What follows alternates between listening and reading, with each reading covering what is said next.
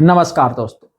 तो दोस्तों आज के वीडियो में हम बात करने वाले हैं कि दिनचर्या के दूसरे पॉइंट के ऊपर, यानी कि शौच मलमूत्र आदि से निर्वृत्त होकर दातुन करने का जो विधान है उसके ऊपर कि किन लोगों को दातुन करना चाहिए, किन लोगों को मंजन करना चाहिए और किन लोगों को दातुन या मंजन नहीं करना चाहिए, उसके ऊपर किस पेड़ के हमें दातुन करनी चाहिए। तो चलिए उसके बारे में हम विस्तार से बात करते हैं और जो लोग कंप्लीट आयुर्वेद सीखना चाहते हैं वो लोग इस चैनल से अवश्य जुड़े। तो चलिए स्टार्ट करते हैं। तो सबसे पहले बात आते हैं, हम बात कर रहे हैं दातुन या मंजन करने का विधान हमें दिया गया है। यानी कि जब हम अपनी दिनचर्या शुरू करते हैं, सुबह उठते हैं तो शौच मलमूत्र आदि से निवृत्त होकर के उसके बाद में दातुन या फिर कुल्ला करने का विधान है। दातुन करो, मंजन करो, यानी कि दांतों या मसूड़ों को किसी भी चीज से साफ करने का विधान है। तो उसके लिए हम कौन से पेड़ की दातुन कर सकते हैं। देखो, आयुर्वेद में हमने बात की थी कि 6 रस बताए गए हैं, उसमें से कसाय, कटु और तिक्त रस जिस पेड़ का होना, उस पेड़ की दातुन करने का विधान आयुर्वेद में बताया गया है। अब देखो, कसाय की हमें क्यों करनी चाहिए। कसाय रस संकोचक होता है, यानी कि ये मसूड़ों में और दांतों में जाकर के संकोच पैदा करता है, जिसके कारण हमारे मसूड़े हैं वो मजबूत होते हैं, और यदि हमारे मसूड़े मजबूत होंगे तभी हमारे दांत मजबूत होते हैं। तो कसाय रस मसूड़ों के लिए बहुत अच्छा माना जाता है। और कटु और तिक्त रस होता है, ये लार की उत्पत्ति बढ़ाता है। ठीक है ना, ये तो संकोच पैदा करके मसूड़ों की मजबूती बनाएगा और ये लार की उत्पत्ति बढ़ाता है। और लार की जब उत्पत्ति बढ़ेगी तो लार की उत्पत्ति बढ़ने से हमारे जो दांतों के कोई भी रोग है वो रोग नष्ट होते हैं, इसलिए कटु और तिक्त रस बताया गया है। अब आती है कैसी दातुन हमें लेनी चाहिए, यानी कि 12 अंगुल लंबा। देखिए, वैसे तो आप अपने हिसाब से ले सकते हो कि जिससे काम चल जाए, लेकिन जो हम पढ़ रहे हैं, जो आयुर्वेद में जो बताया गया है उसके हिसाब से तो 12 अंगुल लंबा, ठीक है ना, विस्तार से दातुन के बारे में बताया कि 12 अंगुल लंबा। तो सबसे छोटी अंगुली यानी कनिष्ठ जो अंगुली होती है उसके समान मोटा, यानी कि ये जो 5 अंगुलियां हो गई, तो ये जो सबसे छोटी जो अंगुली होती है इसके समान मोटा बताया गया है और 12 अंगुल लंबा बताया गया है। और ऐसी जो जिसको मुख से चबा करके नरम किया जा सके, यानी कि जिससे मसूड़ों को, दांतों को क्षति न पहुंचे, मसूड़े कटे न, ठीक है ना, ऐसी अंगुली, यानी कि मसूड़ों को यदि चोट लग जाए तो उसे खून इत्यादि निकल सकते हैं, तो ऐसी पेड़ की दातुन हमें करनी चाहिए। अब आते हैं कि वो कौन कौन से पेड़ हैं जिनकी दातुन हमें करनी चाहिए। देखिए, सबसे पहला है आर्क, यानी कि मदार का पेड़, इस पेड़ की दातुन हम कर सकते हैं। दूसरा है नय ग्रोथ, यानी कि वट की पेड़। तीसरा है खैर। चौथा है क्रंज डिठोट्री। पांचवा है कुकुम यानी अर्जुन की। छठा है नीम की।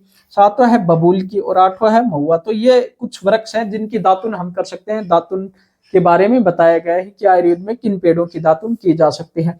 अब आगे बताया कि मंजन भी कर सकते हैं। ठीक है, जो लोग दातुन नहीं कर सकते, यानी कि बहुत सारे रोगों में दातुन करने का मनाही बताई गई है, वो उन रोगों के बारे में भी हम आगे बात करेंगे। तो कुछ रोगों में दातुन करने की मनाही बताई गई, या फिर दातुन जिनको उपलब्ध नहीं होता तो वो लोग मंजन बना करके मंजन भी कर सकते हैं। मंजन कैसे बनती है, किस चीज की करनी चाहिए, उसका हम अगले कभी वीडियो में चर्चा करेंगे कि किस हिसाब से आपको मंजन घर पर ही बना सकते हैं या फिर बना बनाया भी आप लिया जा सकता है।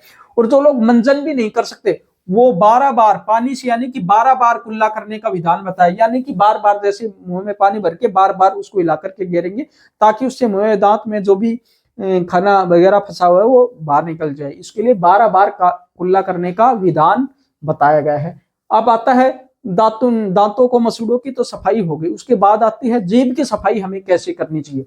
जीभ की सफाई के लिए एक तो बताया गया है कि दातुन को जैसे आज गाँव में लोग करते हैं, आजकल तो फिर भी समाप्त हो गया है, ज्यादातर लोग वैसे करते हैं, जो मॉडर्न जो बनी बनाई आ गई है। वैसे पहले जो लोग करते थे कि गांव में दातुन करते थे और दातुन को ही चीर करके उसको जीभ पर रगड़ते थे जिससे जीभ साफ हो जाए, यानी कि दातुन को चीर कर सकते हैं। या फिर चांदी या तांबा की जीभ भी बनाई जा सकती है, चांदी और तांबा की जीभ भी बना करके उससे भी जीभ साफ की जा सकती है, जिससे कि जीभ की भी सफाई हो सके।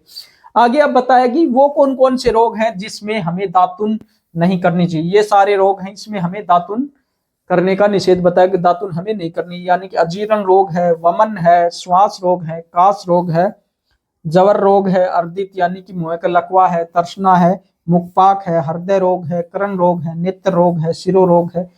यदि ये सारे रोग, इनमें से कोई भी रोग हो तो फिर उन लोगों को दातुन नहीं करनी चाहिए। तो वो लोग क्या कर सकते हैं, उन लोगों के लिए यही तो है कि जो लोग दातुन नहीं कर सकते उनको मंजन कर सकते हैं, जो मंजन भी नहीं कर सकते वो 12 बार कुल्ला कर सकते हैं। और जिनको उपलब्ध न हो तो भाई देखो, कोई भी ऐसी चीज जिससे दांतों या फिर मसूड़ों को नुकसान न हो उसका उपयोग हम कर सकते हैं। यदि ये सारी चीजें दातुन मंजन कुछ भी उपलब्ध न हो तो किसी भी चीज से, तो दांत तो साफ करने ही है तो किसी भी चीज से आप कर सकते हो, लेकिन उससे हमारे हेल्थ को कोई नुकसान नहीं होना चाहिए, ऐसी चीज का हमें उपयोग करना चाहिए। वैसे लगभग सभी जगह इनमें से कोई ना कोई वृक्ष तो मिल जाता है, लगातार एक वृक्ष की न कर एक बदल बदल के करते रहे तो उससे काम चल जाएगा। या फिर मंजन तो हर कहीं मिल सकता है, खुद बना भी सकते हैं तो मंजन से कर लो, है ना, तो इससे काम चल जाएगा।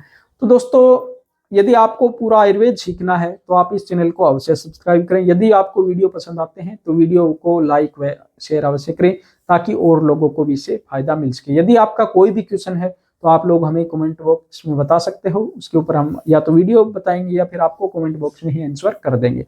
तो मिलते हैं अगले वीडियो में, तब तक बने रहेगा हमारे साथ। जय हिंद, वंदे मातरम।